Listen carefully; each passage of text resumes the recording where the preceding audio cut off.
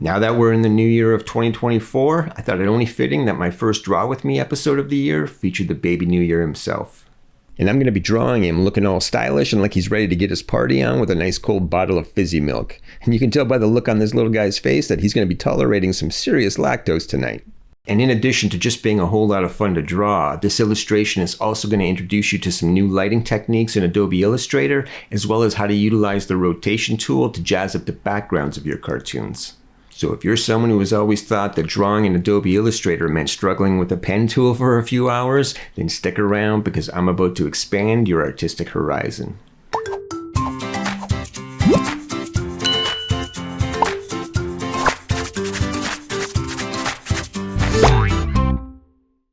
Hey guys, Craig here. Hope everybody's doing well. Okay, so before we get started, I just want to give you a quick rundown of the equipment that I'm going to be using throughout this video. So to start, I'm drawing in Adobe Illustrator. I'll also be using my custom doodle art brush pack, which is available in my Gumroad store for just $5. And I'll put a link to the video that showcases all of the brushes in my pack, as well as how and when to use them at the end of this video. And finally, I'm drawing with a Wacom Intuos Pro medium-sized tablet. So if you're new to digital drawing and you want to check out some of this stuff, just know that I have links to all of it in the description section of this video. That being said, let's jump into Illustrator. So to start off, I'm going to create a document that's 8x10 using the color mode RGB with the raster effect set to 300 pixels per inch and the orientation set to portrait mode. Now as far as my workspace goes, I'm starting off with my usual 5 tabs open. I have the CB Doodle brush tab, my Swatches tab, which includes the colors that I've already pre-selected for this piece, and I have a list of the ones that I'm using in the description section of this video. To the far right, I have my Transparency tab, my Gradient tab, as well as my Layers tab. If you don't see all of these tabs in your workspace, just go up to the Window tab in the top menu and then open them from there. In your Layers menu, you can start off by naming the first layer Ink. We're going to end up with quite a few layers by the time we get to the end of this drawing, so naming your layers will make working with them a hell of a lot easier. Now to make this a little easier for you guys, in the bottom right hand corner I have 2 charts. The one on the top is the brush stroke weight. This chart will let you know which stroke weight I'm currently using throughout the drawing.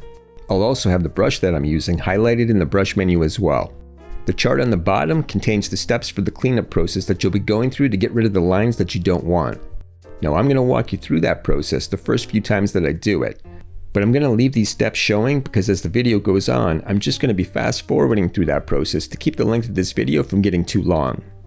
That being said, let's start laying down some ink. Alright, to start off, I'm going to grab my double taper brush and I'm going to set my brush stroke weight to 0.35. I'm going to begin by drawing the baby's head. Now because my intention is to display the year 2024 in the top right hand corner of my illustration, I'm going to place the baby just slightly to the left of the center of my page. I'll start off by drawing the baby's cranium, followed by his jawline, and then finally his chin. Now even though the top of the baby's head won't even be in this illustration, I still need to draw it so that I can properly size the top hat that he's going to be wearing.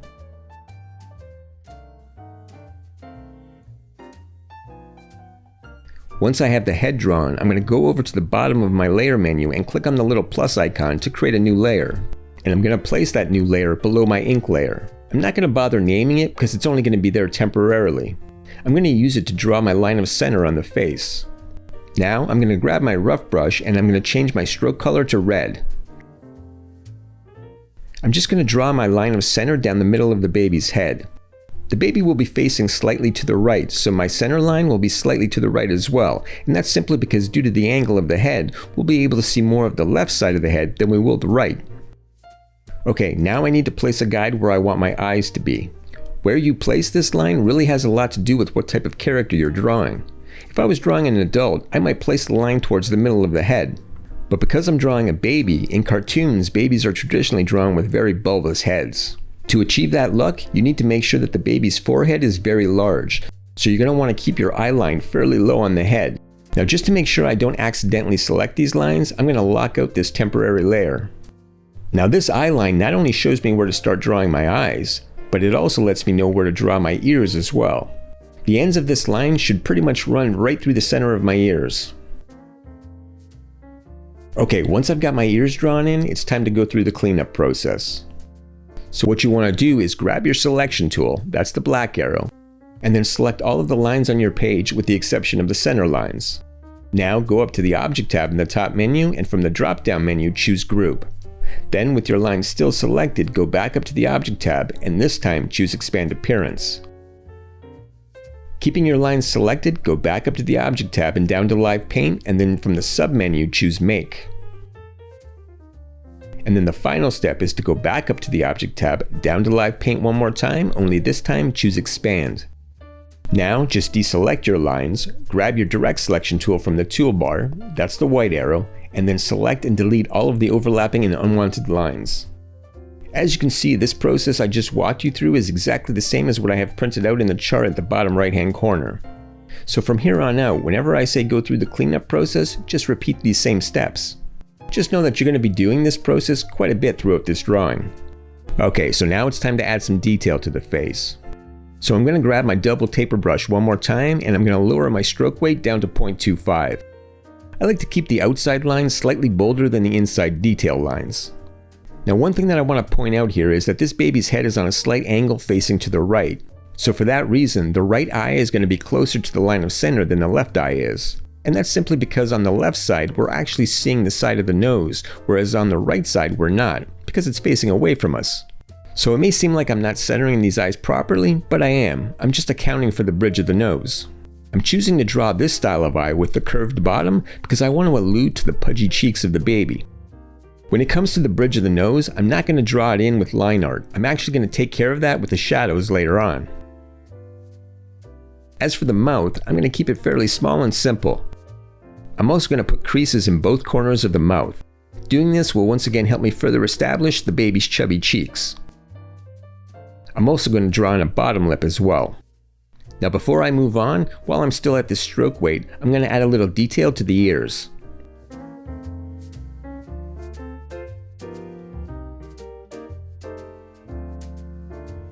Okay, now I'm going to drop my stroke weight down and I'm going to add in some eyelashes, as well as a tongue in the baby's mouth. I'm going to switch over to my left taper brush to do the eyelashes.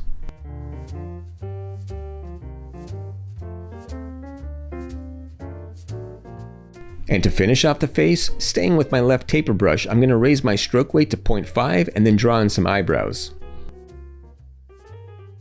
Okay, now that I've got all the details on the face, I'm going to delete my center line layer and then run through the cleanup process so that I can remove all of my unwanted lines. What you want to do is grab your selection tool, that's the black arrow, and select all of the lines on your page. Now go up to the Object tab in the top menu, and from the drop-down menu choose Group. Then with your line still selected, go back up to the Object tab and this time choose Expand Appearance. Keeping your line selected, go back up to the Object tab, down to Live Paint, and then from the sub-menu choose Make. And then the final step is to go back up to Object, down to Live Paint one more time, only this time choose Expand. Now just deselect your lines, grab your Direct Selection tool from your toolbar, that's the white arrow, and then select and delete all of your overlapping and unwanted lines.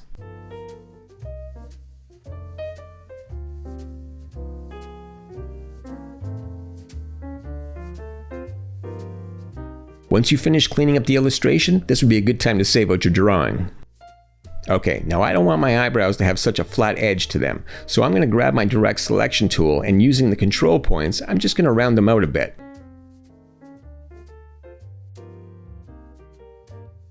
Next, I'm going to add in my pupil and the iris of my eyes. I'm just going to use my ellipse tool for this. Make sure when creating the iris of the eye to turn off the fill and turn on the stroke. I want this baby to have very big eyes, so I'm going to make this iris fairly large.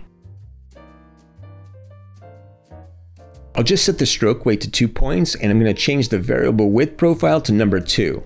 This will give the stroke a variable line thickness, just like the rest of my brush strokes. If you find that certain areas of the stroke are too thin, just rotate the ellipse to get the look you want. Now just hold down your Alt key and drag a copy of the ellipse over to the other eye. Remember to keep the irises in the same section of both eyes, otherwise your baby is going to look like it has a lazy eye. Not that there's anything wrong with having a lazy eye, it's just not the look we're going for.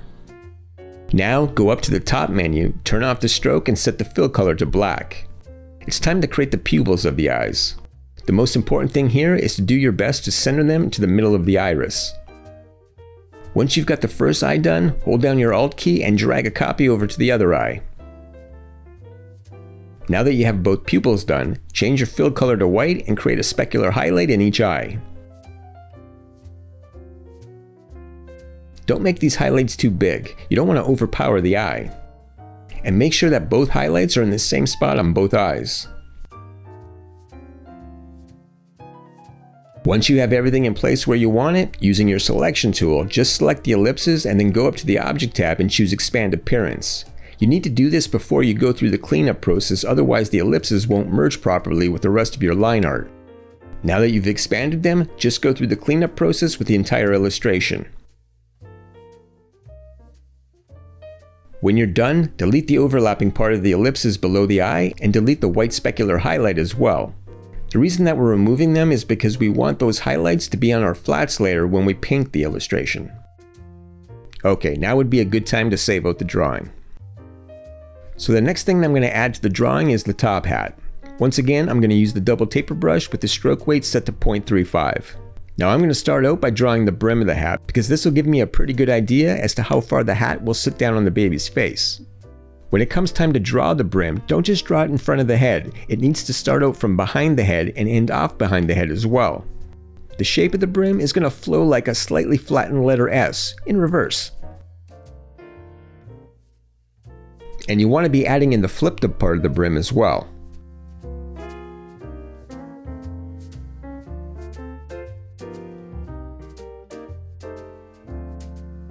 Next, I'm going to draw on the top portion of the hat.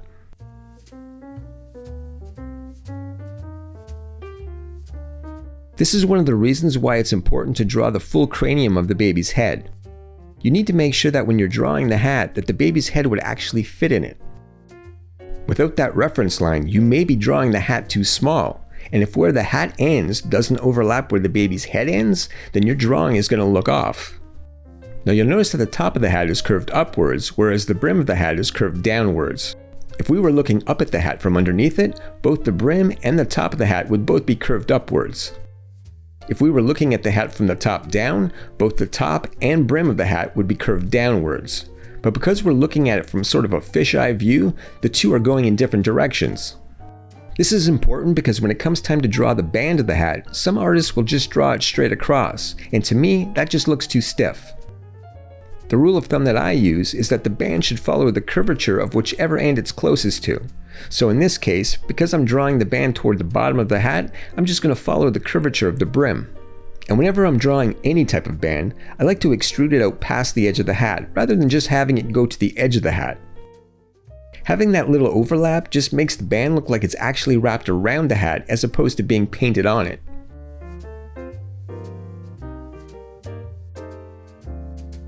Now because New Year's is so close to Christmas, I'm just going to finish off the hat with a little bit of decorative holly.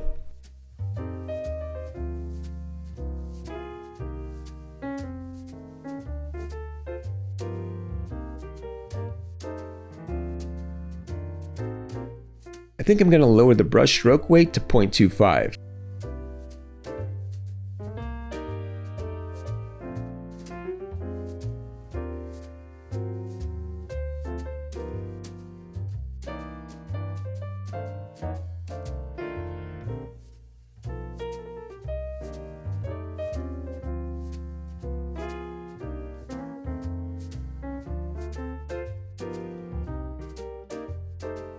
When it comes to drawing the stem of the leaves, I'm just going to switch over to my right taper brush so that I can get a longer taper. Another reason that I'm adding in the holly is because the top of the hat is just a big old empty space, and I kind of want to fill it in a bit. Okay, so once you have the hat completely drawn, grab your selection tool and go through the cleanup process. Once the cleanup process is done, just go through and delete all of the unwanted lines from your illustration.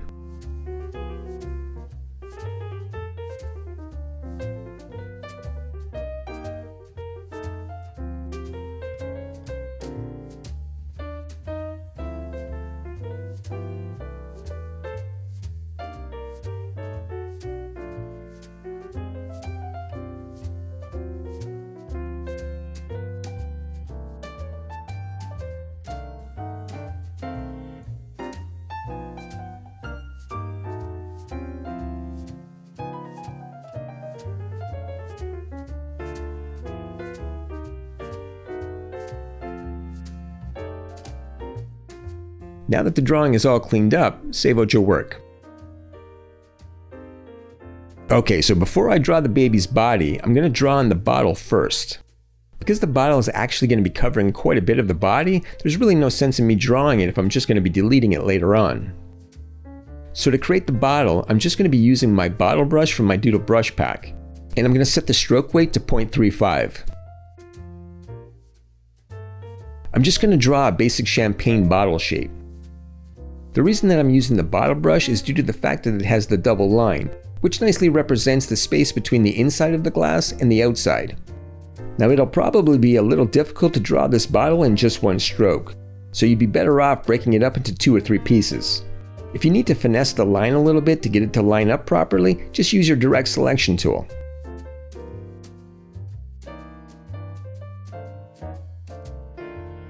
Now because I'm drawing this bottle with such a small stroke weight, the 2 lines are a little too close together for my liking, so I'm going to spread them out a bit. To do that, I'm just going to select each of the strokes and expand them up in the Object tab. Once they're expanded, I'll just use my direct selection tool to select the inside line on each stroke, and then I'll just bump it over a bit using the arrow keys on my keyboard. Again, you may have to finesse these lines a little bit to get them to line up properly.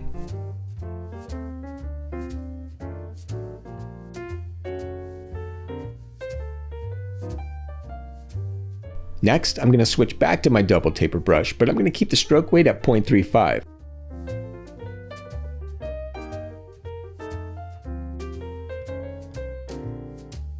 If you're finding it difficult to get a squared off corner, just double click on the brush tool icon in the left-hand menu and lower the fidelity a touch. The fidelity controls just how much the stroke gets smoothed out. Now that I have the basic shape of the bottle, I'm going to draw the cork.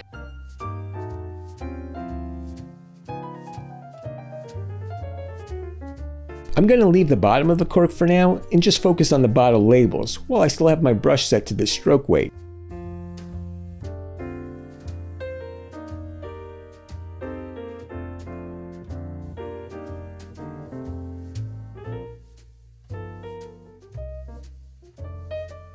When it comes to creating the arch on the label, it'll actually be easier to do if you just break it into 2 separate strokes.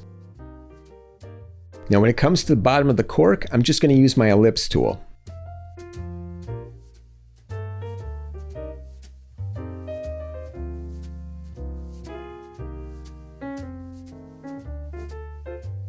If you want to add a little variation to the line weight, you can always change the width profile up in the top menu. I'm just going to use Profile 2. To create the finer details like text in the bubbles, I'm going to lower my stroke weight down to 0.25.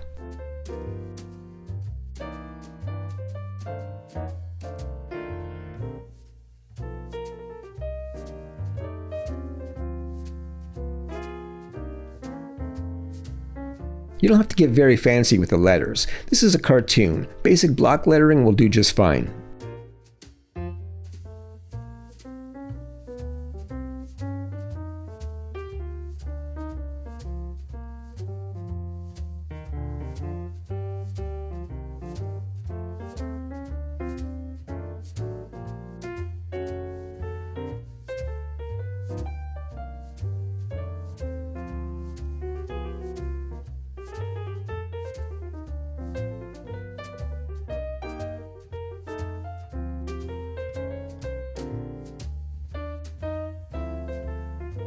I think for the smaller bubbles, I'm going to lower my stroke weight down to 0.15.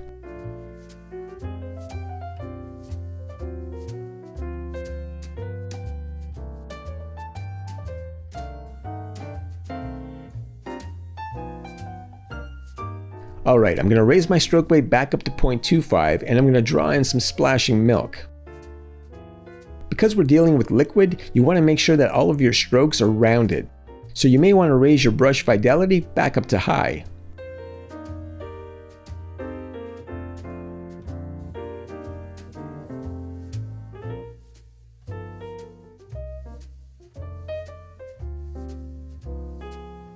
And once again, I'm going to lower my stroke weight down to 0.15 for the smaller drops of milk.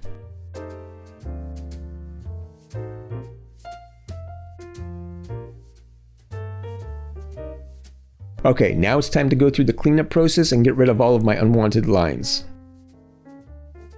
It's probably a good idea to lock out the rest of your artwork for now, just until the bottle is completely drawn. I don't want to group the bottle with the face and the hat until I have it in the exact position that I want it to be in. When it comes to the double line of the bottle, you're going to want to delete the inside line whenever the label is covering the bottle. The double line will only appear where there's glass showing.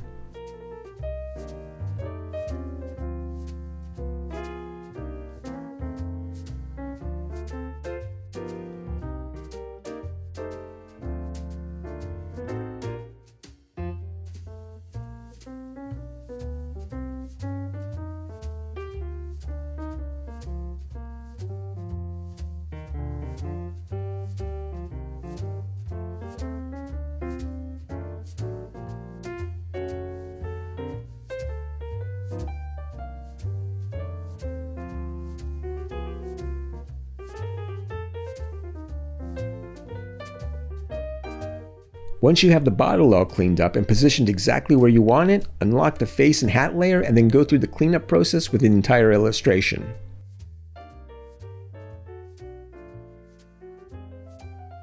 Make sure that the bottle is positioned far enough under the baby's chin so that you don't end up with any of the bottle lines running directly into the line of the jaw. That would create a tangent, and you don't want that. So before I finish off with the bottle, I want to add in a few more details. I just want to insinuate that the foil wrapping on the neck of the bottle is bumpy, so I'm going to add in a little squiggly line to the neck. I'm also going to add in a little bit of detail to the cork as well. Corks tend to have holes in them, but rather than draw them in, I'm just going to use my ellipse tool.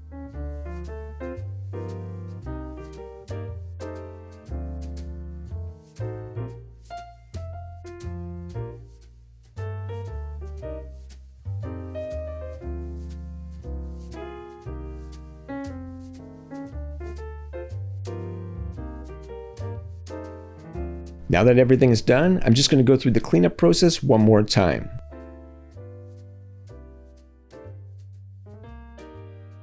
When you're finished, save out your work. Alright, I'm going to grab my double taper brush one more time and I'm going to set my stroke weight to 0.25. I want the baby to be hugging the bottle, so I'm going to draw in the hands first. That way I can get a better idea of where the shoulders and arms need to be positioned. Now because this is a cartoon, I'm going to make every part of the body, including the hands and feet, proportionally smaller than the head. A tiny body with a really big head just makes the baby cuter. When it comes to the fingers, you're going to want there to be a slight bend at the knuckles. So you may want to lower your brush fidelity a bit so that it doesn't get smoothed out too much. Now you need to remember perspective here. Due to the angle of the bottom of the hand, we're looking down on it. This means that the index finger is on top and every other finger is coming out from in behind. So make sure that you're drawing the entire index finger and that you're only partially showing the rest of them as you go down.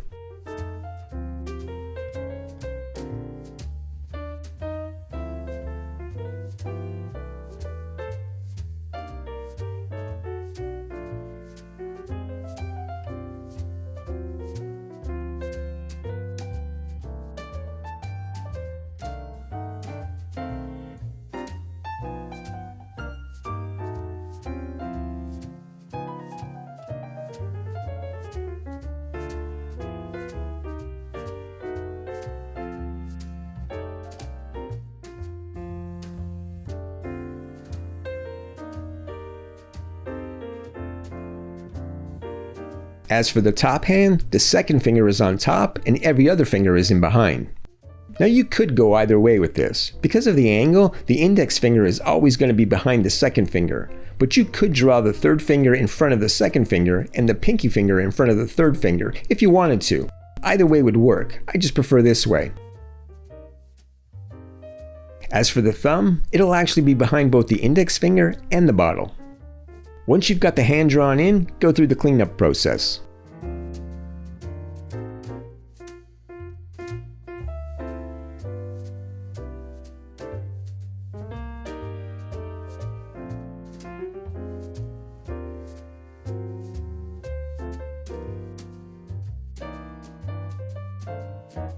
Okay, when it comes to drawing the body, because of the position of the bottle, you're really not going to be seeing very much of it. As far as the right hand is concerned, and I'm referring to our right, not the baby's right, all you're really going to see is the back of the baby's wrist. The entire forearm, bicep, and shoulder will be obscured by the bottle, so there's really nothing we need to do here. As far as the left side of the body, only the shoulder and upper arm will be visible. Alright, to draw the shoulder, I'm just going to use my double taper brush again, and I think I'm going to set the stroke weight to 0.35. I may actually lower it to 0.25, I just need to see what it looks like first. Now that I look at it, it's definitely too thick, so I'm going to lower it down.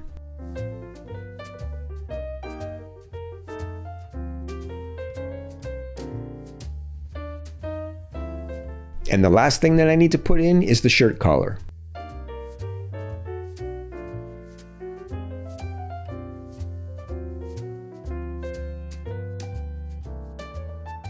Alright, once I have the upper body drawn in, I'll go through the cleanup process.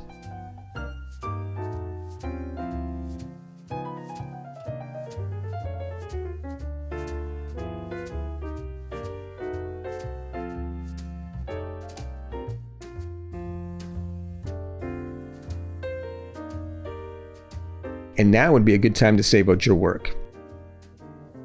Okay, as for the lower body, I'm going to do a little bit of a cheat here. The bottle would technically be resting right on top of the baby's ankles, so it would be covering both the calves as well as the thighs.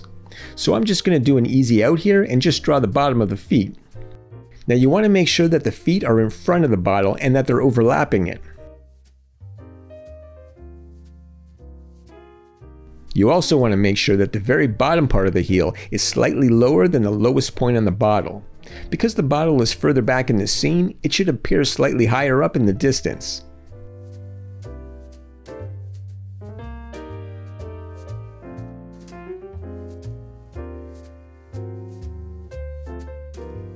Again, pay attention to the hierarchy of the toes. The big toe is in front, and all of the other toes fall in behind in order.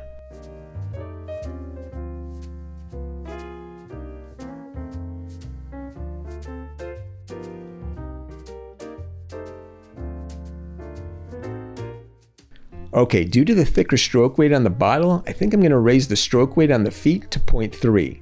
I know I don't have 0.3 on my chart, but 0.35 would be too thick and 0.25 is just too thin.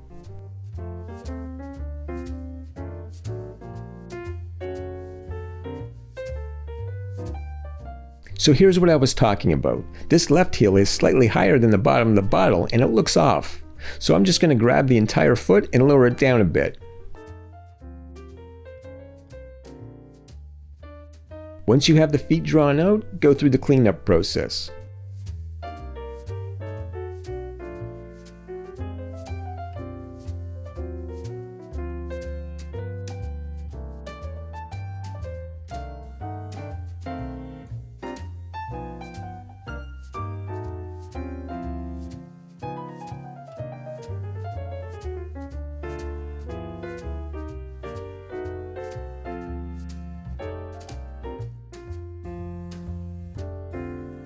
Now before I finish off the body, I'm going to add in some creases on the bottom of the feet. Now I'll just go through the cleanup process one more time. Once it's all done, save out your work. Okay, so next I want to add in the year 2024. But to line it up properly, I'm going to need to put in an ellipse in the background. Now my final render won't have any black line art in the background at all. But I may end up using this line art illustration in a coloring book somewhere down the road. So I'm going to add 2 ellipses into the background just to finish it off, that way it'll be ready when I create the coloring book. I'm just going to set the stroke weight to about 3 points. I'm going to make sure that I'm centering this ellipse both vertically and horizontally. This will make sure that my drawing is perfectly centered in my media posts. The ellipse on the bottom isn't actually the baby's shadow, it's just there to fill in some of that white space under the baby's feet. Okay, I'm going to duplicate both of these ellipses, move the copies below my ink layer, lock them out, and turn them off. I'm going to need both of them when it's time to bucket fill in the flat colors for the background. But for the coloring book illustration, I'm going to need to merge these original copies of the ellipses with the rest of my line art and delete any overlapping portions of the ellipse so that it looks like it's a finished drawing. So I'm just going to go through the cleanup process and do that.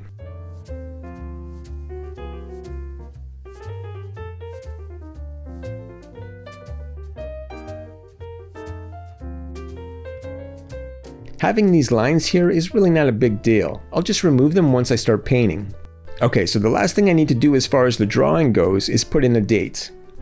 I'm just going to use the text tool for this part. I'll type in the numbers 2024, and then I'm going to use a font called Neon Pixel 7, which is basically a neon lettering font.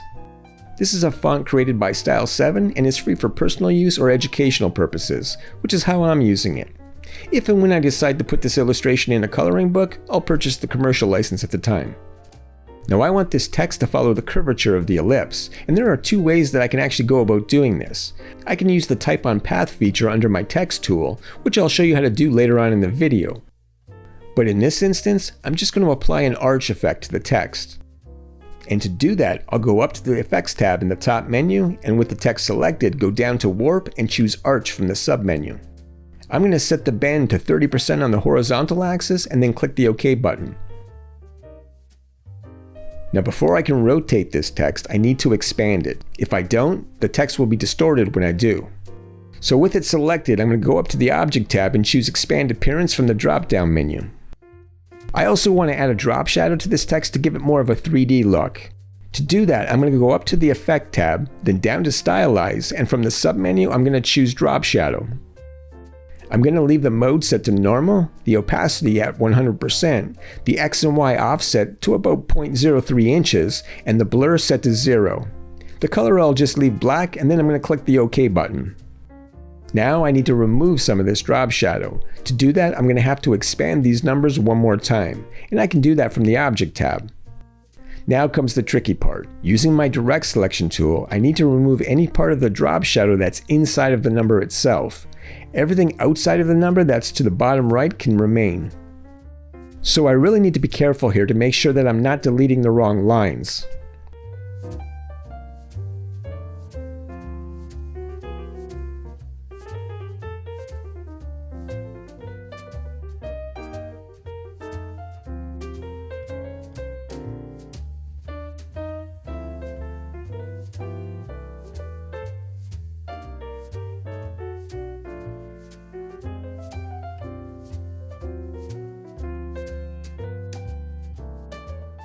Once I have all the unwanted lines deleted, I can just rotate the numbers so that they line up with my ellipse.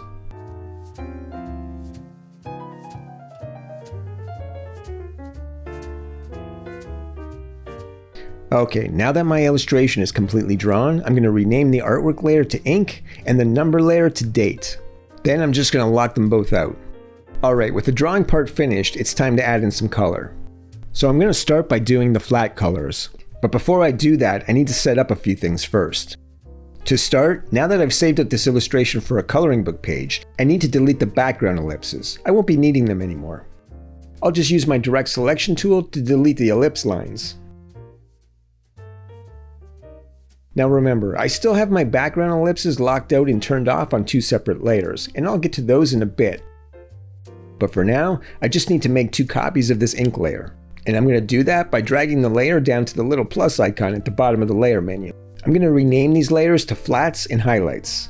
I'm actually going to need to create a few more copies of my ink layer a little later on, but I'm going to hold off for now just so that my layers menu doesn't get too full. Once I have both of those layers renamed, I'm going to lock out and turn off both my ink and highlights layer. The next thing I need to do is make two copies of my date layer. I'm going to rename them to D flats and D highlights.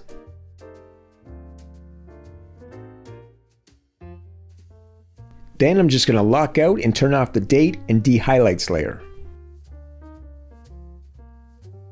Okay, so what I need to do next is select my illustration's flat layer and make it so that I can bucket fill it in with some color. To do that, I'm just going to go up to the Object tab, down to Live Paint, and choose Make. And I'll do the same thing with the D-flats layer as well. Now that the flats layers are ready to take on some color, I'm going to open up my Swatches tab. Remember, all of the colors that I'm using are listed in the description section of this video. Alright, so I'm going to start off by coloring in the date. Now this is supposed to be neon light, so I need two colors on this, a background color and the color of the actual neon light bulb. For the background color, I'm going to use this dark pink color. Now I'm just going to grab my bucket fill tool and start filling in the white areas on the date. For the bulb color, I'm just going to use this hot pink swatch. The bulbs are actually just the black areas in the middle of the numbers. Now because I added the drop shadow and expanded the date, there are a lot of funky cuts throughout this section, and I just need to be careful to fill in all of the right areas.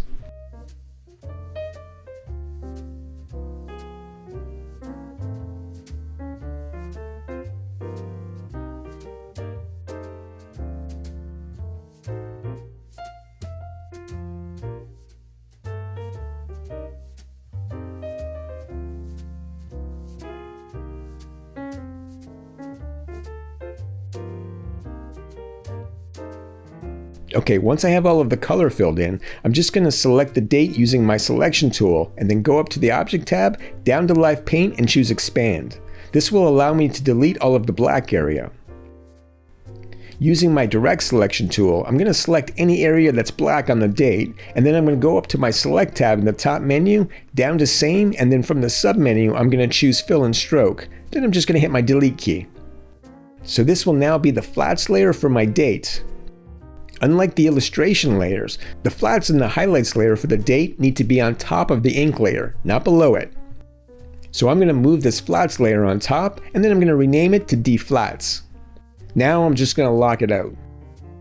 Okay, before I move on to the illustration, I just want to bucket fill in the little white areas on the drop shadow of the date layer. So I'm going to unlock that layer, select it with my selection tool, and then I'm going to make it just like I did with the D-flats layer. Now, using my bucket fill tool, I'm going to fill in all of those white areas with the color black. Once all that's done, I'm just going to lock out my date layer. Now it's time to add in some color to the illustration. So I'm going to grab my bucket fill tool and start off by filling in the hat with this Pantone Black. I'm not using pure black here because there still needs to be darker shadows on this hat. Next, I'm going to grab this tan color and start filling in all of the areas of the baby's skin.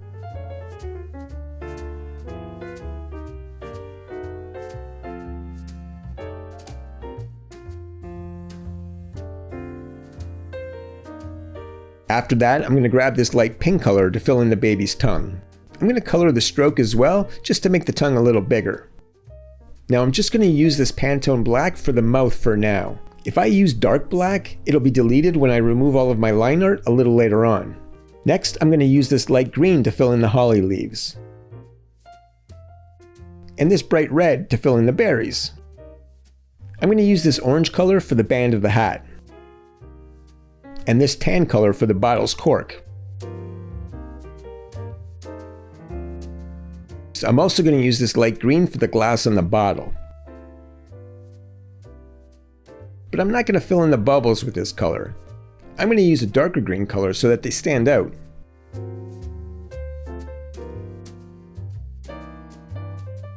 Next, I'm going to use this dark yellow swatch for the foil, as well as for the label of the bottle. Then I'm going to use this bright yellow for the trim, as well as the lettering on the label. For the baby's t-shirt, I'm going to use the same orange color as I did on the band of the hat. When coloring your illustration, try to reuse complementary colors at least a couple of times throughout the drawing. When you do that, it helps to tie everything in. Okay, now I'm going to fill in all of the white areas of the milk. When it comes to the stroke surrounding the milk, I don't want it to be black, so I'm going to change it to a light blue color.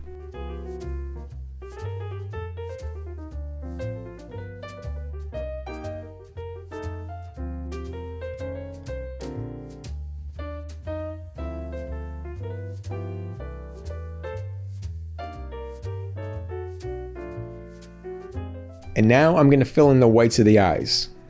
Now I want to use a gradient in the iris of the eyes, but for now I'm just going to fill them in with this light blue color. Okay, now that I have all of the flat colors in, it's time to delete all the surrounding black stroke. And to do that, I just need to go up to the Object tab and expand the illustration. Now, using my direct selection tool, I'm just going to select an area of black on the drawing and then go up to the select tab in the top menu, down to same, and then choose fill and stroke. Now, I'll just hit my delete key. If you find that you have stroke left over, just repeat that last step one more time. Illustrator gets glitchy sometimes and doesn't grab it all. Now that I've removed all of the black line art, I'm going to grab my direct selection tool and select the inner area of the baby's mouth and color it to pure black. Okay, so the flats layer for my illustration is pretty much done, so I'm going to rename it back to flats in the layer menu. Now it's time to bucket fill in the background layers. So I'm going to unlock both of those layers and then I'm going to select them one by one and make sure that both of them have been expanded and then made so that I can bucket fill them in. Now that they're ready to color, I'm going to grab my bucket fill tool and this dark blue swatch, and then I'm going to bucket fill in the large ellipse. Next, I'm going to grab the light gray swatch and use it to fill in the smaller ellipse. Now that they both have color, I'm going to select them and expand them so that I can delete the black stroke around them. Once they're expanded, I'm going to use my direct selection tool to delete the outside strokes. Now that I look at it, I think instead of deleting the outside stroke of this large ellipse, I'm just going to make it that same dark blue as well. This way I don't have a white gap between the ellipse and the date. Okay, now that both backgrounds are done, I'm just going to rename them to center and bottom BG, and then I'm going to lock them out.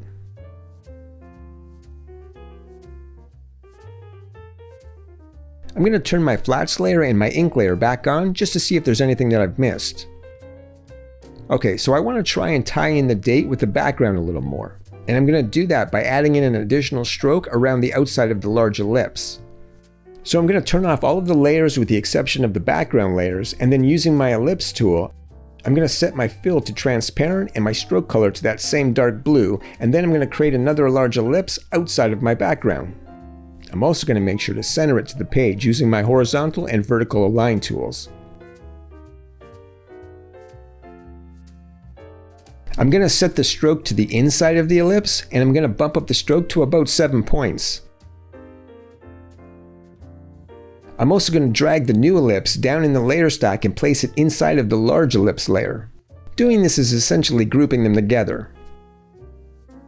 I think I'm going to bump the stroke weight up to about 8 points. Now I'll turn all of my layers back on. Okay, one of the things that I just realized is that I need to delete the black stroke around the milk from my ink layer. So I'm just going to grab my direct selection tool to get rid of it.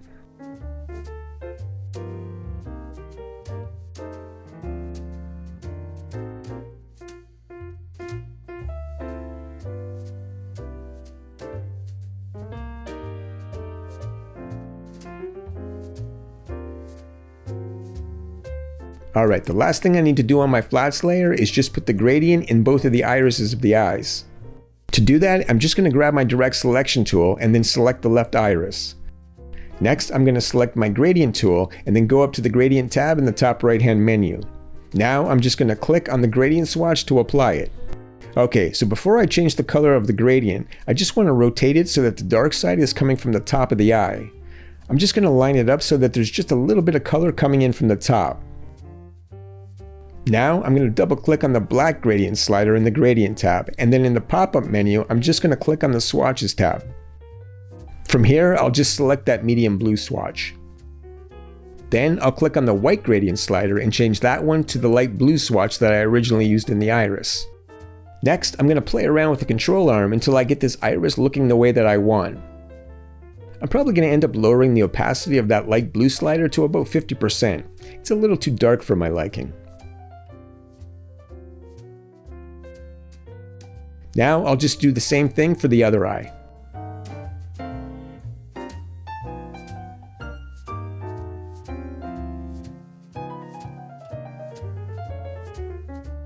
Once you have both eyes done, just save out your project.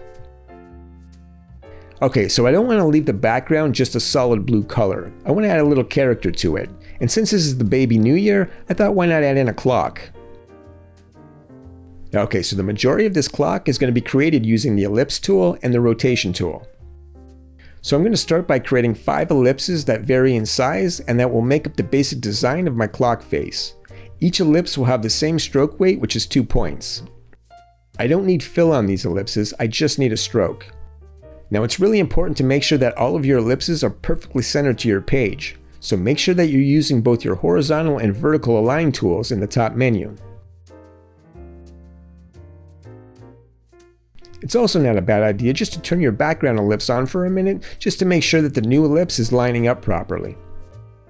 Okay, so the best way to create the rest of your ellipses is just to duplicate the ellipse layer by dragging it down to the plus icon at the bottom of the Layer tab. Then just lock out the top ellipse and select the bottom one on your artboard. With it selected, go up to the ellipse tools in the top menu and just lower the dimensions of the shape. Make sure that the lock is turned on so that your ellipse reduces in size both horizontally and vertically at the same rate. So my first ellipse is around 6.3 inches, so I'm going to lower the horizontal dimensions to about 5.9 inches. Once that's done, I'm going to drag the new ellipse layer down to the little plus icon one more time to duplicate it, and I'm going to lock out the second ellipse. Then I'm going to select the third ellipse and go up to the dimension settings on the top menu and lower the horizontal or vertical measurements down to around 4.5 inches. Now I'm going to duplicate the third ellipse layer and then lock it out.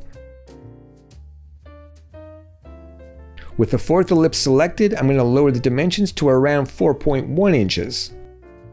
Now I'm going to duplicate the fourth ellipse and lock out that layer. Now with the fifth ellipse selected, I'm going to lower the dimensions down to around 3.8 inches. Now I'm going to lock out the fifth ellipse layer as well. So these 5 ellipses make up the basic shape of my clock face. Now the numbers on my clock will be in Roman numerals, and I'm going to want them to rotate around my clock, staying true to the direction that they're facing. So to do this, I'm going to have to use the Type on a Path tool. Now before I can use this tool, I need to create a line to type on. So I'm going to unlock my third ellipse layer and I'm going to duplicate it. Once that's done, I'm going to lock back out my third ellipse layer, and then I'm going to move my new ellipse layer to the top of the layer stack. Once that's done, I'm going to select it and resize it. I want this one to be slightly larger than my third ellipse is. So I'm going to set the dimensions to about 4.8 inches, and I'm going to turn off the stroke. To use the Type on Path tool, your ellipse can't have a stroke, it just needs to be the path. Now before I start creating my Roman numerals, I want to group and expand all of my other ellipses. So I'm going to lock out my new ellipse layer and unlock all of my other ellipses. Then I'm just going to use my selection tool and I'm going to select all of the other ellipses and just go through the cleanup process. Doing this will group them all together and expand them. Now that I have them all grouped together, I'm going to lock out that new layer. Then with my direct selection tool, I'm going to select my top ellipse. With it selected, I'm going to grab my Type on Path tool and then click on the path. It's going to populate the path with a whole bunch of Latin words, so I'm just going to delete them, and then I'm going to type in my first Roman numeral, which is XII. And I'm also going to make sure to capitalize all of the letters. Next, I'll go up to the character settings in the top menu and change the font style to Times New Roman and the font size to around 44 points. Now before I move on, I'm going to go up to the Window tab in the top menu and then down to Type, and from the sub-menu, I'm going to choose Paragraph. In the Paragraph tab, I'm going to center justify the text, and then I'm just going to close down the Paragraph tab. Okay, now using my direct selection tool, I'm going to rotate both of the alignment guides to the left and bring them down so that they're both at the bottom of my clock face. I'm just going to play with them until my Roman numerals are perfectly centered at the top of my clock face. Then, with my text still selected, I'm going to hit the R key on my keyboard to bring up the rotation tool. And then I'm going to hit my Enter key. Inside of the rotation menu, I'm going to change the rotation to 30 degrees, and then I'm going to hit the copy button. With the second copy created, I'm just going to hit the keys Ctrl D 10 more times. If your letters are not duplicating, then just select your text one more time using your selection tool, that's the black arrow, and then hit Ctrl D. You may need to do this 10 times.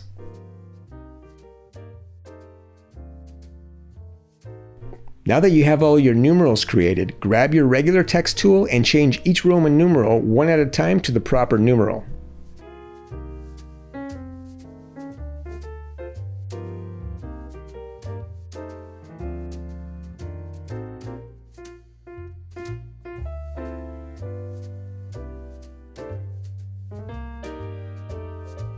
Now that you've got them all created, select all of them, go up to the Object tab, group them, and then expand them. Once that's done, just lock out the layer. Okay, so what you want to do next is add in a little bit of design elements. So go over to your left toolbar and grab your rectangle tool. Then just create a very thin vertical rectangle that goes from the top of your clock face just past the bottom. Make sure that both ends of the rectangle are overlapping your largest ellipse. Once you've done that, make sure that your rectangle is perfectly centered on the horizontal axis. Next, with it still selected, go up to the Object tab and expand it. Now once again, with it still selected, hit the R key on your keyboard to select the rotation tool and then hit Enter. Inside the rotation menu, change the rotation to 6 degrees and then hit the copy button. Now just hit your Ctrl D keys repeatedly until your clock face is completely covered all the way around. Okay, so once you have all of those lines created, using your selection tool, I want you to select the very first rectangle and I want you to add a 3-point stroke to it. Then go down to the line intersecting with your second number on the clock, select it, and add that same 3-point stroke to it as well. Then just do the same thing for the third number, the fourth number, and so on.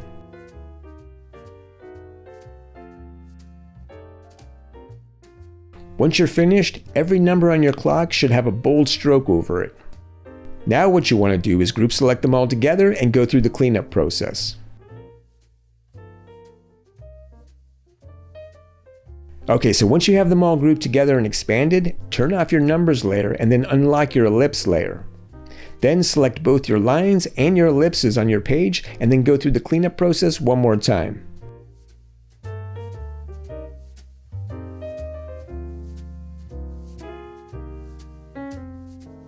Once that's done, using your direct selection tool, remove all of the overlapping lines outside of your large ellipse, all of the lines in the space where your numbers sit, all of the lines in the center of the circle, as well as all of the lines in the space just above the center circle. This will probably take you a little bit of time, but just make sure not to delete any of the ellipse lines.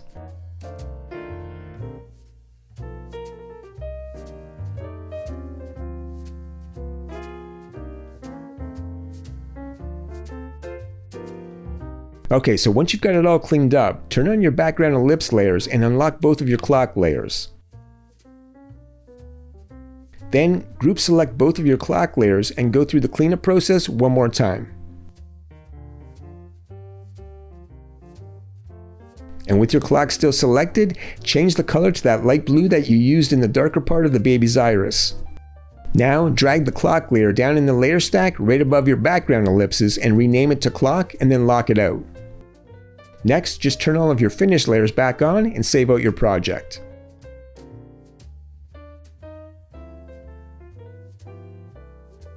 Okay, so the flat colors are now finished. It's time to add in some shadows. So to start, I'm going to turn off all of the layers and turn on the highlights layer and unlock it. Now normally I put all of my shadows on the same layer, but for this drawing, I'm actually going to need to put my shadows on 4 separate layers. And the reason for this is because they're all going to need to be at different opacities.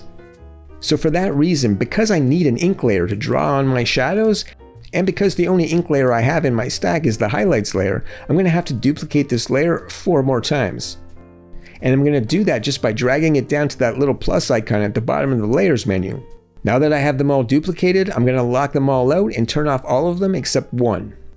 So I'm going to start off by creating the shadows for my top hat. I'm going to use my double taper brush and I'm going to set the stroke weight to around 0.25. Now when it comes to top hats, because they used to be covered in silk, the shadows on them tended to be more like reflections. So when the light hit the hat, due to the shiny surface and the cylindrical nature of the hat, the shadows tended to be very blocky rather than evenly dispersed. So shadows on the top hat are going to be very crisp and clean.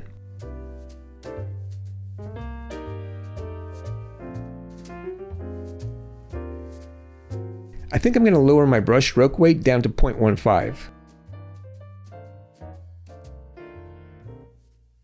Now because the brim of the hat is curling upward, you're going to tend to get a bounced light on the underside of it, so just keep that in mind when you're creating your shadows.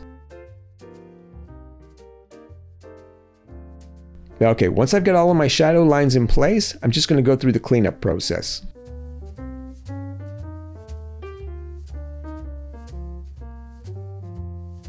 Once everything has been expanded, I'm going to go back up to my Object tab and make the illustration so that I can bucket fill in some color. Using my bucket fill tool, I'll just fill in my shadow areas with this dark blue color.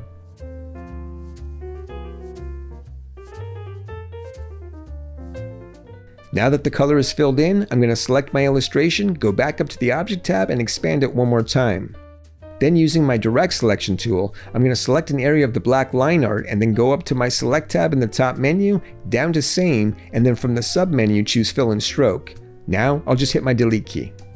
Again, if you have any stroke left over, just repeat that last step one more time. Okay, now that all my stroke is gone, I'm going to rename the layer to Hatch Shadows, and then I'm going to drag it down in my layer stack just above my flats layer, and then I'm going to lock it out and turn it off. Then I'm going to turn on another copy of my highlights layer and unlock it. So the next shadows that I'm going to draw in are the ones on the holly. Again, I'm just going to use my double taper brush with the stroke weight set to 0.15. The light source is coming from the top on this illustration, so the shadows will tend to fall toward the bottom of both the leaves as well as the berries. Make sure that the shadows are following the contour of your shapes.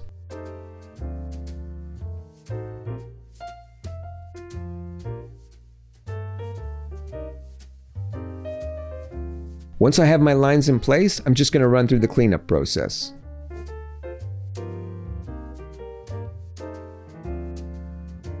Now that the cleanup process is done, I'm just going to remove any overlapping lines that run into my shadow areas. Once that's done, I'm going to select my drawing and make it so that I can bucket fill it in. I'm going to use that same dark blue color that I did on the hat, only these shadows will be set to a lower opacity. Once the shadows are in place, I'm going to expand the illustration one more time and then using my direct selection tool, select a segment of the outline and then just go through that same process I did earlier to select all of the black lines and then delete them. Now that my outline is gone, I'm just going to rename this layer to Holly Shadows, lock it out and drag it down in my layer stack just above my hat shadows. Then I'm going to turn it off and turn on another copy of my highlights layer. Okay, so the next set of shadows that I'm going to be creating are the ones that are on the splash of milk coming out of the bottle. Again, I'm just going to use my double taper brush with the stroke weight set to 0.15. Just like the holly shadows, all of these shadows will also fall towards the bottom of the splash and will just follow the contour of the liquid.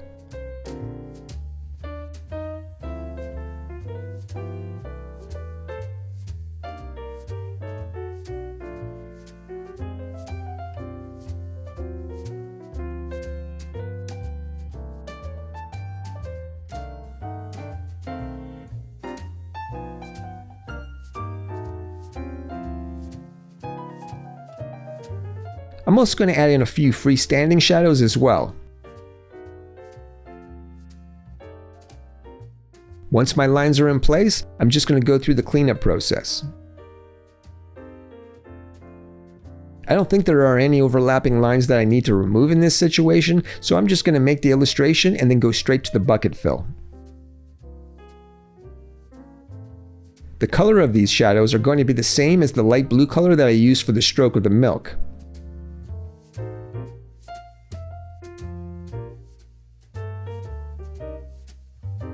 Once I've got all the shadows filled in, I'm going to expand the drawing one more time and then go through the selection process to delete all the unwanted line art. Now that all the line art is gone, I'm just going to rename this layer to Milk Shadows and then I'm going to lock it out and move it down in my layer stack just above my Holly Shadows and then turn it off. Now I'll just turn on the fourth copy of my highlights layer. Okay, so now I'm going to add in the shadows for everything else in the illustration. Again, I'm just going to use my double taper brush with the stroke weight set to 0.15. I'm going to start off with the band of the hat. The band would also traditionally be made of silk, so it too would have a reflective quality to it. I want to give the illusion that it's scrunched up a bit, so I'm going to create these front shadows in a way that they're separated by areas of light.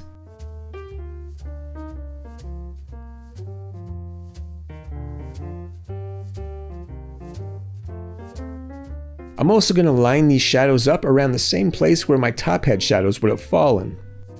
And I'll do that for the back of the hat as well. It's also a good idea to leave a little highlight along the top edge of the band.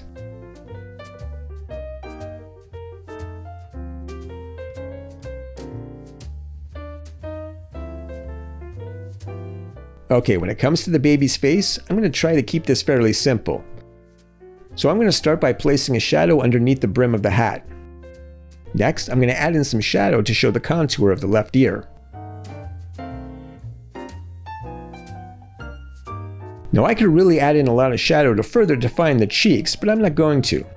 I really just want to define the edge of the ear and show the curvature of the jaw. When it comes to the mouth, I'm just going to add in some shadows below the lower and upper lip area.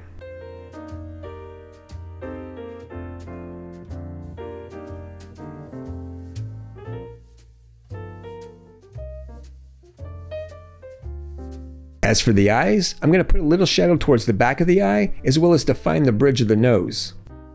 I'm also going to tie that bridge shadow in with the shadow on the nose as well. I'll place shadows both on and below the nose area. And now I'll draw in a little bit of shadow toward the back area of the right eye as well. And finally, I'll just define the contour of the right ear. Next, I'm going to go down to the bottle and draw in shadows that are being cast by the baby's chin.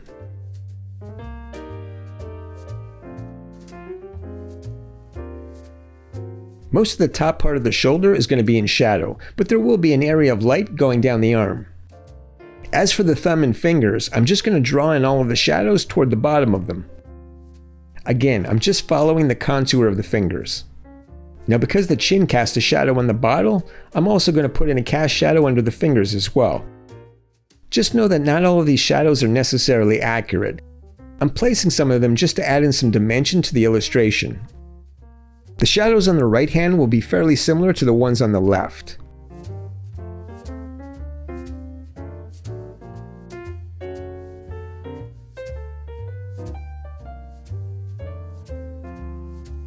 I'm also going to add in some cast shadows on the bottom of the bottle from the hands and the feet. Now I'm going to keep the shadow that's on the bottom of the bottle running straight up to the top of the bottle as well. When it comes to drawing the shadows for the lip of the bottle, make sure that they're following the curvature of the glass. And now I'm going to add in a few shadow lines on the cork as well. As you can see, I'm pretty much keeping all of my shadows to the bottom right of my illustration. When it comes to the toes, you just want to emphasize the sunken area between the ball of the toe and where the toe connects to the foot. It's also not a bad idea to add a little shadow to showcase the curvature of the heel as well.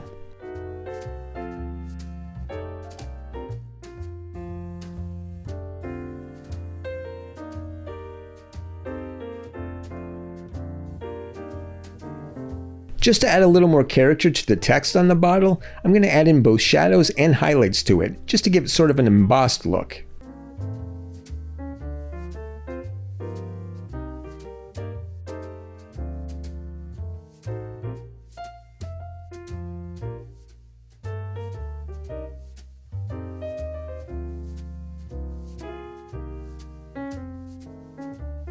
Okay, once I have all my shadow lines in place, I'm just going to go through the cleanup process.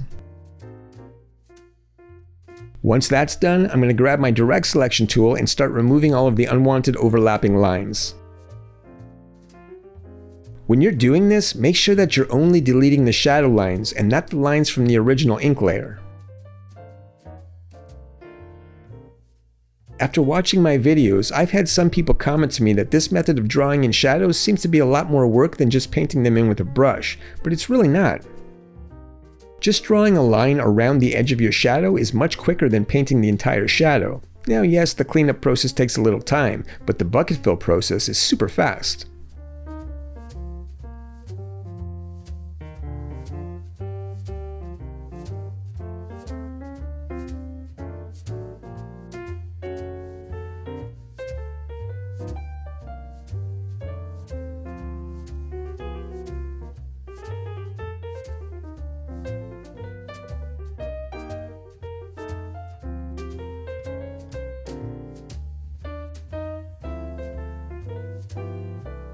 Once you have all your lines cleaned up, select your drawing, go up to the Object tab and make it. Now I'm just going to bucket fill in all of those shadow areas using this dark brown color.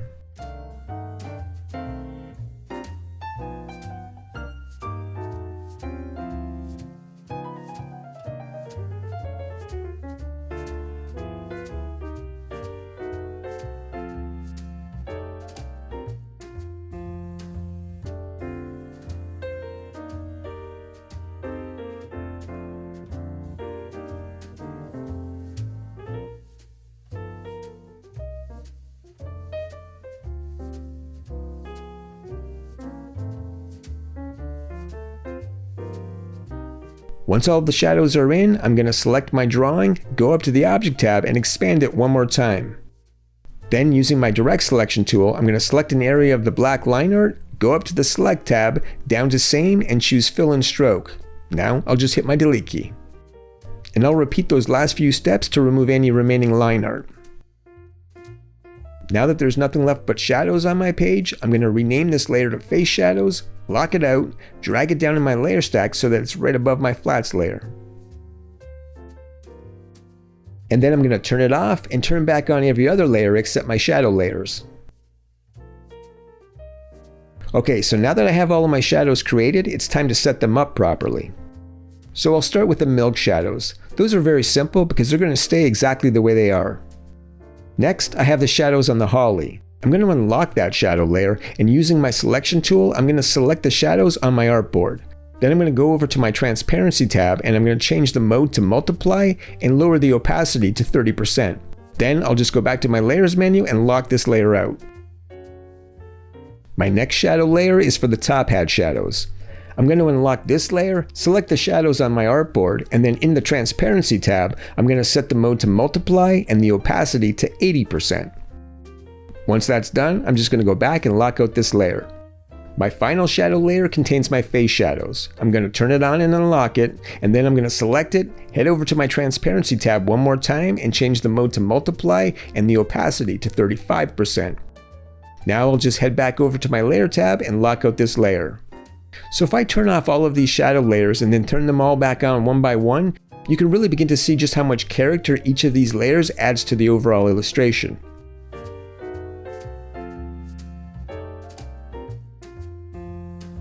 Okay, so this would be a good time to save out your work. So now that all of the shadows are done, it's time to move to the highlights. And it's these highlights that are really going to make the drawing pop.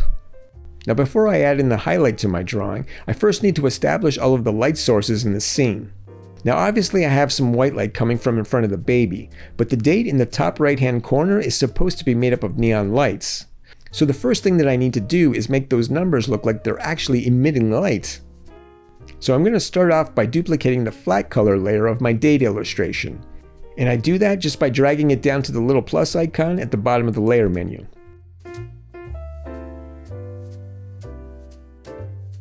Okay, so now that I have two copies of my flats layer, I'm going to turn off the bottom one, and then with my direct selection tool, I'm going to delete the dark pink outline around the numbers.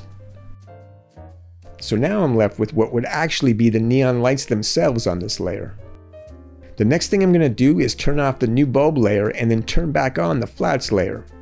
I need there to be a slight glow to this layer, so I'm going to select it with my selection tool and then go up to the effects menu and down to stylize.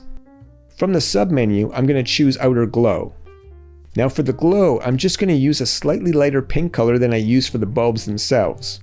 I'm going to set the mode to lighten, the opacity to 100%, and the blur to about 0.04.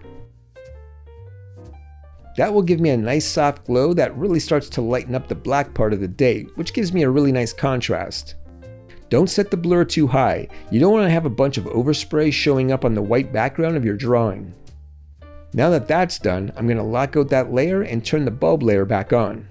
So the first thing that I'm going to do on this layer is change the bulb color to a lighter pink. This is going to make the light bulbs pop out even more. Next, I'm just going to add the exact same glow to this layer as well. Keep that same pink color for the glow. You don't want to wash out the bottom layer glow by making this glow lighter.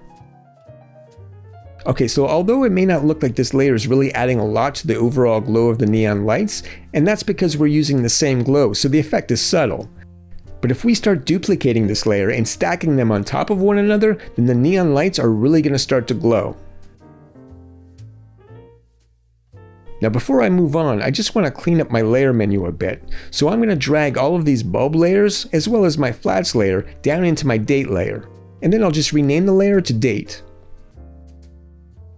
Okay, now that my date layer actually looks like neon lights, I need to add in a little bit more glow on the parts of my illustration that are fairly close to my lights. So I'm going to start off by doing the background. I'm just going to turn off everything with the exception of my background layers. So to add glow to my background layer, I'm just going to use my ellipse tool.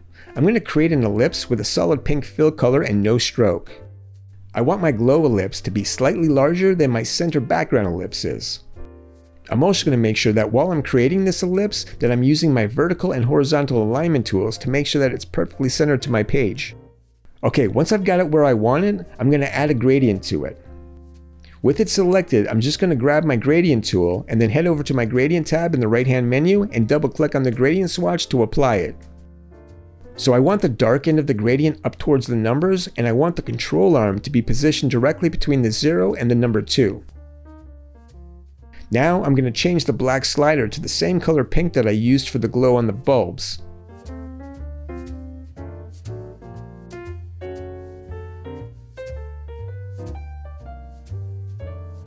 And as for the white slider, I'm just going to lower the opacity to 0%. I'm just going to reposition the control arm a bit. I don't want the glow to be too overpowering.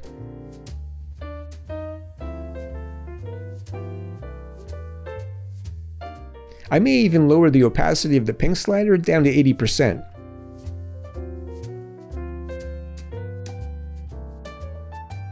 Now I need this glow to be behind my baby illustration, so I'm going to drag it down in the layer stack so that it's just above my clock layer. I'm also going to drag my date layer down so that it's sitting just above the new glow layer.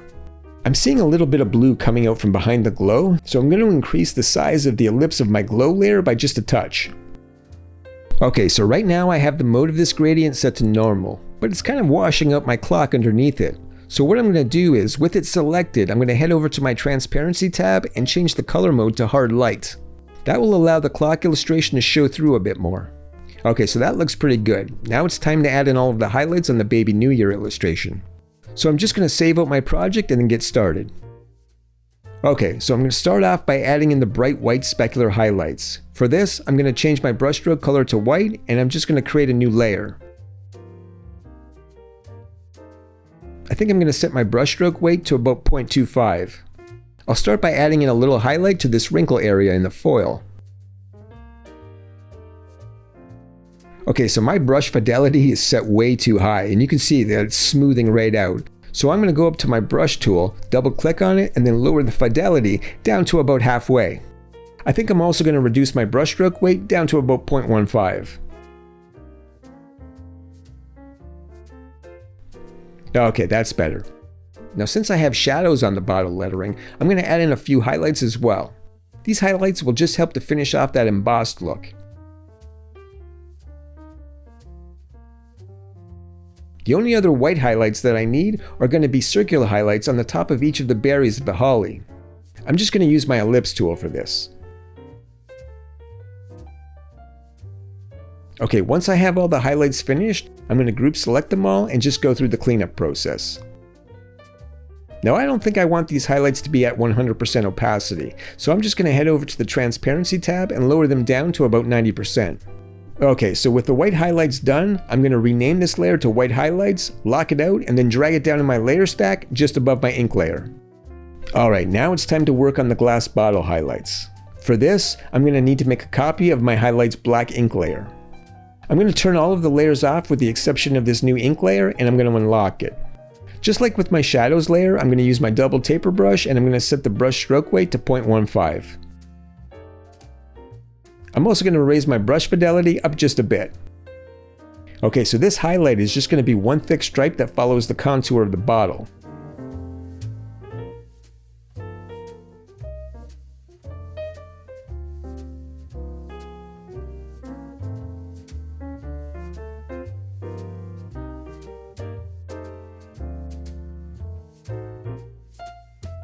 Once I have those lines drawn out, I'm just going to go through the cleanup process and remove any unwanted overlapping lines.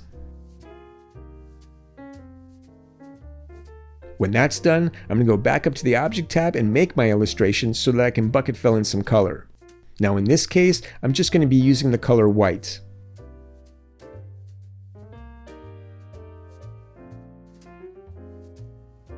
Once the highlights are in, I'm going to expand the drawing one more time, and then I'll go through the selection process to delete all of the black line art from this layer. So to see my highlights, I'm actually going to have to turn all of my other layers back on. Now I want to add in a few more highlights on this layer, so I'm just going to grab my double taper brush and change the color to white and then lower the brush stroke to 0.25. These highlights are just going to follow the contour of the edges of the holly leaves. Now the main reason that I'm putting these highlights on a different layer than my other white highlights is because I'm going to be setting these highlights to a different color mode.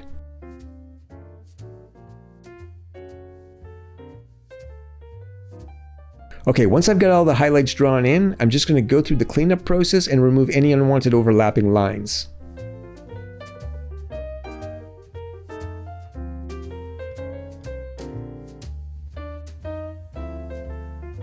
When that's done, I'll group both the leaf and bottle highlights together and then head over to the Transparency tab and change the color mode to Overlay.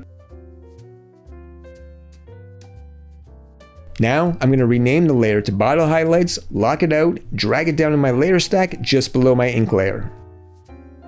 Okay, so now it's time to add in my final highlights. I'm going to turn off all of my layers with the exception of my final highlight ink layer, and then I'm going to unlock it. Once again, I'm going to grab my double taper brush, set the stroke weight to 0.15 and the stroke color to black. I'm also going to lower my brush fidelity just a touch. Okay, so these highlights will be the ones coming from the neon lights, so they'll predominantly be on the top right hand side of my character. They won't be very overpowering, they're just going to be very subtle. Remember, the lights are actually behind the character, not beside him. Now I could easily add in more neon highlights to this illustration, like on the bottle, the milk, as well as on the cork, but I think it would be overkill. So I'm just going to stick to the hat and the face.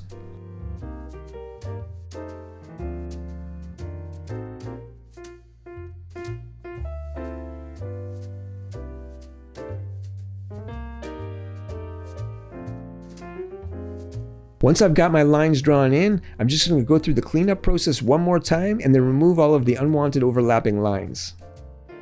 Now that I've got it all cleaned up, I'm going to go back up to the Object tab to make the illustration so that I can bucket fill in the color. I'm just going to use the same light pink color that I used for the bulbs on my flats layer.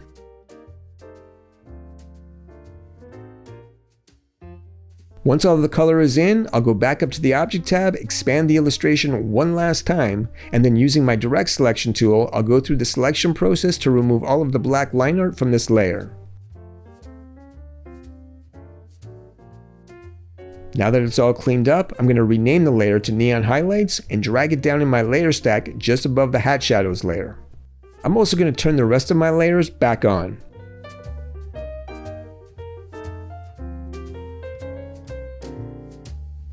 Now as far as the neon lights go, I'm going to leave the color mode set to normal, but I am going to lower the opacity down to 50%. Now I'm going to lock the layer out. Okay, so there's one last thing that I want to do to this illustration that's not actually a highlight, but it is something that I should have done on the flats layer right from the beginning. And that is, I want to add in a little bit of blush on the baby's cheeks. To do this, I'm just going to create a new layer and then grab my ellipse tool so that I can apply a gradient to the baby's cheeks. I'm just going to use this red swatch as the fill color, and I'm not going to make the ellipse perfectly round. I'm going to elongate it a bit.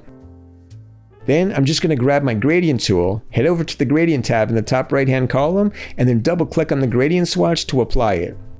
Okay, so in this case, I want the gradient style to be radial, and I want the darker color to be on the inside of the gradient. I'm going to change the black slider to that red color and the white slider to the color of the skin. I'm also going to lower the opacity of the red slider to around 60% for now. I'm just going to play around with the size of the ellipse as well as the position of the control arm until I get the gradient looking the way I want. Okay, so this gradient is looking too pixelated, and I want it to look smooth. So I'm going to lower the opacity of the skin color slider to about 50% and the opacity of the red slider to 40%. It's still looking too pixelated for my liking, so I'm going to lighten up the red swatch by about 20%. I also think that I'm going to lower the opacity of the skin color slider to 0. That'll allow me to expand the red part of the gradient a bit without reaching the edge of the ellipse. I want to avoid having the gradient reach the edge of the ellipse, because if it does, there'll be a visible edge to it.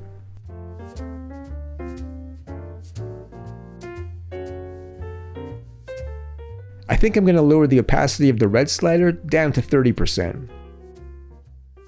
Okay, once I've got the left cheek done, I'm just going to hold down my Alt key and drag a copy of the ellipse over to the right cheek.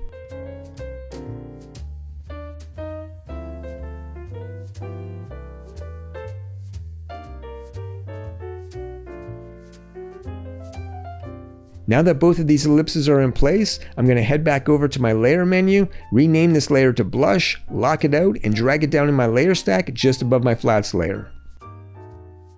Now I'm going to turn all of my layers off and then turn them back on one by one, just so that you can see what each layer adds to the overall illustration.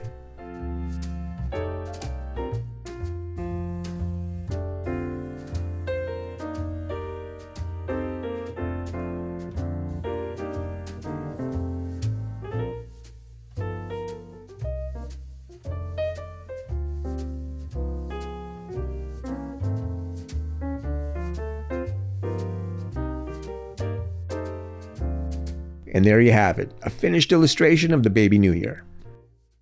Okay, so hopefully this video has opened your eyes as to just how useful Adobe Illustrator can be for creating vector cartoons. And if you like this type of content and you want to see more, then do me a favor and hit that like button, and be sure and subscribe to my channel so that you don't miss any of my future episodes. I also want to remind you that if you want to take your drawing in Adobe Illustrator to the next level, my Doodle Art brush bag is available in my Gumroad store for just $5, and I have a link to it in the description section of this video. I've also placed a link to a tutorial video that showcases the brushes at the end of this video. But in the meantime, if you want to continue watching more drawing tutorial videos, then be sure and check out my playlist Draw With Me, and you can find a link to it right here. Until next time, take care.